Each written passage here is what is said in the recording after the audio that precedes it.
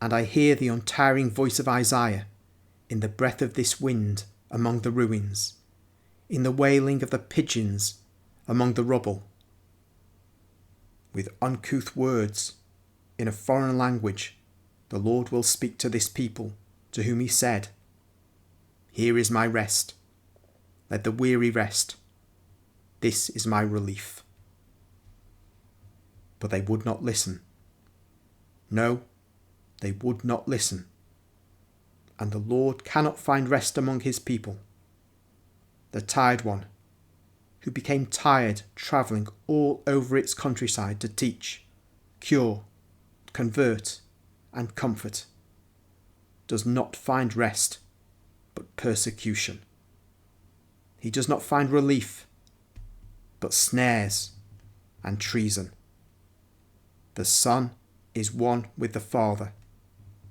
And if the truth taught you that also a cup of water given to a man will be rewarded, because each act of mercy done to a brother is done to God himself, what will the punishment be for those who refuse the Son of Man, even a stone of the road upon which he may rest his head, and the mountain spring which gushes through the bounty of the Creator, and the fruit forgotten on a branch because it was diseased or unripe, and the ear contended with pigeons, and have already prepared the noose to throttle the air in his throat, and thus take his life. O miserable Israel, who have lost justice and the mercy of God. Here is once again the voice of Isaiah in the evening breeze, more dreadful than the cry of the bird of death, almost as dreadful as the voice that resounded in the earthly garden to condemn the two culprits, and, oh, what a terrible thing, the voice of the prophet is not joined to the promise of forgiveness as it was then. No, there is no forgiveness for the mockers of God, for those who say, "We have formed an alliance with death.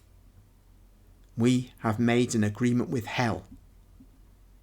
When the destructive whip goes by, it will not catch us, for we have set our hopes on falsehood, and we are protected by it, for it is powerful." And here is Isaiah, who repeats what he heard from the Lord.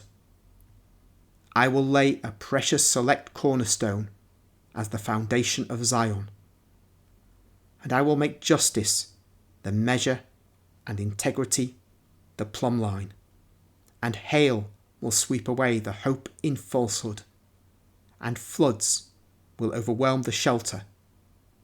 Your covenant with death will be broken, and your pact with hell will be annulled. When the destructive whip goes by, it will crush you. Each time it goes by, it will seize you, and punishments only will make you understand the lesson. Miserable Israel. Israel will be like these fields, where only arid vetch and bitter darnel persist, and where there is no more corn. And the land that did not want the Lord will have no bread for her children.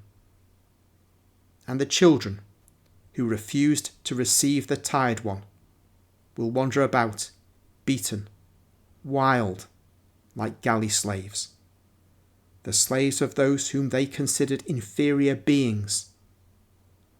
God will really thrash the proud people under the weight of his justice, and will strangle it with the scotch of his judgment. That is what I see in these ruins.